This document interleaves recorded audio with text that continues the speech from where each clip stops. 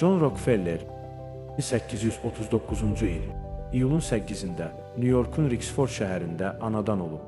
Ailəsi yoxsul idi və atası William Rockefeller səyahət edən bir satıcı olaraq həyatını davam etdirirdi. Bu, Rockefellerin uşaqlıq illərində pulu idarə etməyi və maliyyə məsələlərinə diqqət yetirməyi öyrənməsinə səbəb oldu.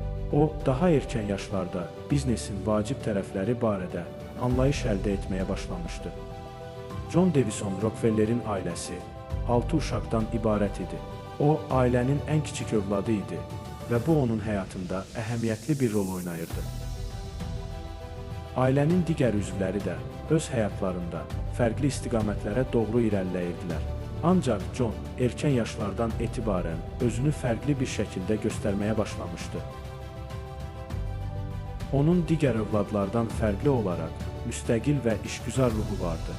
Kiçik yaşlarında o, pul qazanmaq və iqtisadi azadlıq əldə etmək arzusunu böyük bir məqsəd kimi mənimsəmişdi. Bu, onun gələcəkdə çox ciddi şəkildə biznesə yönəlməsini və iş həyatına girişini şərtləndirdi. Bacı və qardaşlarından bəziləri təhsil və digər sahələrdə müəyyən irəliləyişlər əldə etmişdilər. Amma Rockefellerin xüsusiyyətləri ona daha böyük bir uğur gətirdi. O, ailəsinin imkanları məhdud olsa da, özünü daim inkişaf etdirmək və iqtisadi müstəqillik qazanmaq üçün çox çalışmışdı. Bu amil onu digər övladlardan fərqləndirən əsas xüsusiyyətlərdən biri oldu. Rockefellerin çox gənc yaşlardan biznesə olan marağı və bu sahədəki müvəffəqiyyətli addımları, onun qarşısına çıxan çətinliklərə qarşı göstərdiyi mübarizə və hər zaman daha yaxşı bir həyat tərzi qurmaq üçün etdiyi əzmli çalışmalar, onun ailəsindəki digər övladlardan çox fərqləndirirdi. Bu xüsusiyyətlər Rockefellerin gələcəkdə böyük bir iş adamı və xeyriyyəçi kimi tanınmasına səbəb oldu. Rockefeller 16 yaşında məktəbi bitirdikdən sonra ilk işini Hewlett Packard ticarət şirkətində mühasib kimi işləməyə başladı. Bu işdə pulun necə işlədiyini və biznesin idarə edilməsini öyrənməyə başladı. Onun analitik düşüncə tərzi və diqqətli yanaşması bu dövrün sonlarına doğru onu daha böyük işlərə hazırladı. 1859-cu ildə Rockefeller Morris Clark adlı bir ticarət adamı ilə ortaq oldu və neft biznesinə daxil olmağa başladı. O dövrdə neft hələ geniş şəkildə istifadə edilmirdi. Lakin Rockefeller bu enerjinin böyük potensiala sahib olduğunu və gələcəkdə bu sahənin əsas enerji mənbəyi olacağını hiss etdi. Rockefeller 1865-ci ildə Clark'in səhmlərini də alaraq biznesi tamamilə öz nəzarətinə götürdü və bu, onun neft sektorunda əvəz olunmaz bir liderə çevrilməsinin təməlini qoydu. Rockefeller, neftin işlənməsi və distillə edilməsi sahəsində yeni texnologiyaların tətbiqi ilə bu sahəni daha da inkişaf etdirərək dünyanın ən böyük və ən güclü neft imperiyalarından birini qurdu. O, həm də standartlaşdırılmış məhsullar və nəqliyyat şəbəkələri yaratmağa diqqət yetirərək işini təkcə ABŞ-da deyil, dünyada genişləndirdi. 1870-ci ildə John Davison Rockefeller, qardaşı William Rockefeller, Henry Flagler, Samuel Andrews və bir neçə digər investorla birlikdə Standard Oil Company şirkətini qurdu. Bu şirkət Ohio'da qeydiyyatdan keçdi və tezliklə ABŞ-ın ən böyük neft emalı müəssisələrindən birinə çevrildi. Rockefeller neft sənayesində inqilabi dəyişikliklər etdi. O, emal proseslərini təkmilləşdirərək daha keyfiyyətli və ucuz məhsullar istehsal etməyə başladı. Bununla yanaşı, nəqliyyat xərclərini azaltmaq üçün dəmir yolu şirkətləri ilə xüsusi müqavilələr bağladı və neftin daha ucuz daşınmasını təmin etdi. Bu strategiya ona rəqiblərini geridə qoymağa kömək etdi.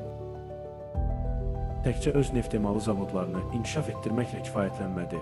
Eyni zamanda bazarda olan digər şirkətləri də almağa başladı. Rockefellerin əsas məqsədi neft sənayesinə tam nəzarət etmək idi. 1880-ci illərə qədər şirkət ABŞ-dakı neft emal sənayesinin təxminən 90%-nə sahib oldu. Onun tətbiq etdiyi strategiyalardan biri də trust sistemi idi. 1888-ci ildə Standard Oil Trust yaradıldı ki, bu da fərqli ştatlarda fəaliyyət göstərən şirkətlərin vahid bir idarə altında birləşməsinə imkan verirdi.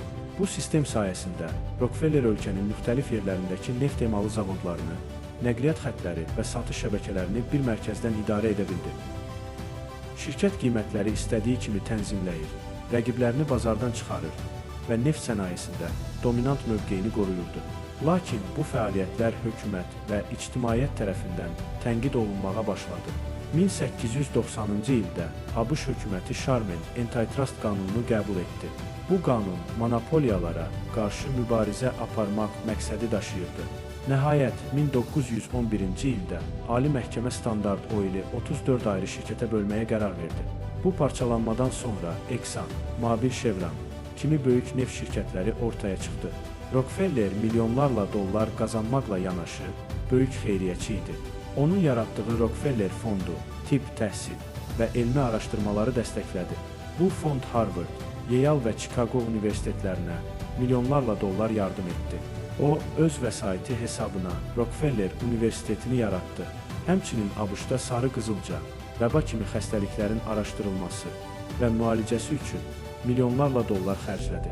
John Davison Rockefeller 1937-ci il iyunun 23-də 98 yaşında vəfat etdi.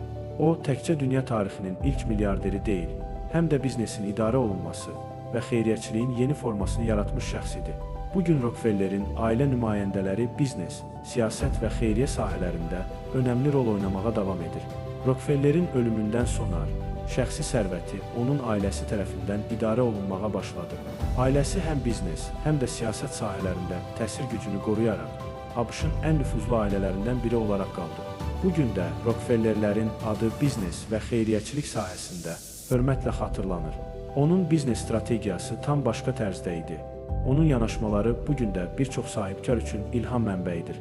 Məsələn, Rockefellerə görə başqalarının panikaya düşdüyü anlar mənim üçün ən yaxşı fürsət anlarıdır. Bazar çöküşləri zamanı sərmayə qoyaraq daha böyük sərvət əldə edirdi. Dostluq qura biləcəyiniz insanlarla rəqabət aparmağa çalışmayın. Onlarla əməkdaşlıq etməyə çalışın. Bu prinsip ona neft bazarını ələ keçirməkdə kömək etdi. Rəqiblərini məhv etmək əvəzinə onları satın alaraq imperiyasını böyütdü. Daha çox pul qazanmaq istəyirsinizsə, başqaları üçün dəyər yaradın. Rockefeller insanların ehtiyaclarını ödəyən biznes qurmağa diqqət edirdi. O, nefti daha ucuz və keyfiyyətli şəkildə istehsal edərək böyük gəlir əldə etdi. Kiçik qazancdan qorxmayın. Kiçik damlalar böyük okeanlar yaradır. O, uzunmüddətli qazanca fokuslanırdı və mərhələli şəkildə böyüməyə inanırdı. İtirməmək üçün ilk növbədə qazanc əldə etməlisiniz. Rockefeller riskləri minimuma endirərək strateji investisiyalar edirdi. Sabit və nizamlı şəkildə irəliləmək böyük sıçrayışlardan daha vacibdir. O, sürətli uğur qazanmaqdan çox, dayanıqlı və uzunmüddətli inkişaf strategiyasına inanırdı. Bu strategiyalar və fikirlər Rockefelleri tarixdə ən uğurlu biznesmenlərdən birinə çevirdi.